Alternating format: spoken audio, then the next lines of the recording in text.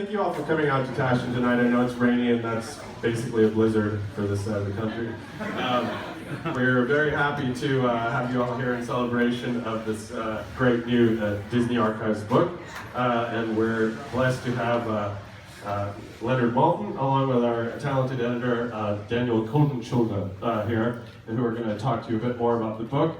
So, without further ado, I introduce Daniel Kultenschulte and Leonard Maltin. Thank you.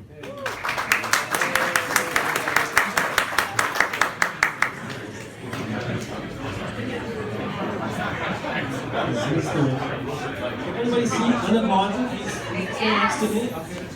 I can't believe that I'm here anymore. And I stole his idea. I made a similar book, just like his book.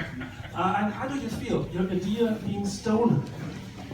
Well, there's a statute of limitation. My grandfather was more than 40 years ago.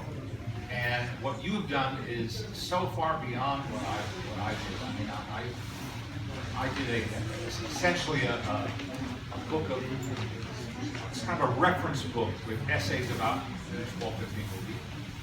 But it was not an artistic book. It was not a really handsome. It was more of a functional book.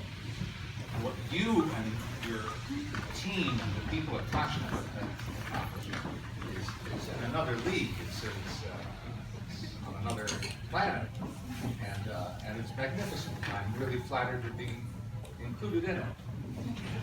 You just had a day to memorize or to remember Walt.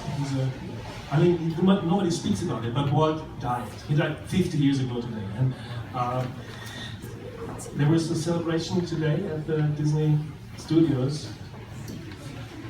My friend and friend of some of the other folks who are gathered, a wonderful guy named Howard Green, who just celebrated his 40th year working for the Walt Disney Company, thought that something should be done today to commemorate the 50th year, the day, the 50th anniversary of Walt's passing, December 15, 1966. And I remember that day because I was homesick from school, and I heard this news on the radio. I'll never forget that moment. I'll never forget how I felt at that moment, because I had grown up on Disney. Like I see some other gray-haired folks here in the room. Like all baby boomers, we didn't know Disney as a corporate name. We didn't know it as a logo. We knew Walt Disney because we saw him every week in our homes, on television. We responded to him, the actual man who made all of this incredible entertainment and who was such a visionary in so many ways. And so it was a very, very shocking, very sad day. But I'm not sad today because his legacy does continue, and because people like you are continuing to find new facets of Disney's career to explore and to illustrate and to analyze.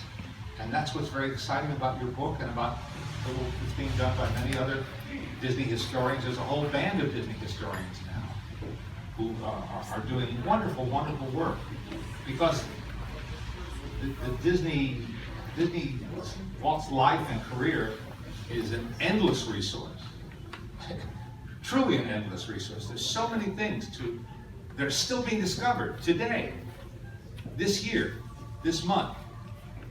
Not just uncovering some of his silent films that have been missing in action for a while, but exploring different facets of his personal life, his hobbies, and his career. And so I'm very excited to be alive while that's happening, and to have lived that long to see it. Disney, in a way, is still alive. And I'm not going to say Disney, I'm going to say Walt Disney. Walt Disney, in a way, is still alive, I think, because he left us all so much. And it still lives and breathes. We don't have anything, as you can tell, we have nothing prepared or planned. They just asked us to speak for a few minutes and greet you all. And it's wonderful to see such a great turnout. And especially touching to have it happen on a day that has such meaning, because it's hard to believe, 50 years. I was a kid, but I remember having a Grimm's fairy tale book when I was 4 or 5 years old. It turned out to be illustrated by Gustav Tenbren, who was one of the great Disney artists. And there was, all the great Grimm stories were in it. And one of the stories ended on a page, and then the rest of the page was blank. And in a crayon, I drew a little box and wrote, "A Walt Disney production." That's how brainwashed I was at the age of 5. But I'm glad I was brainwashed. I'm glad we're all brainwashed.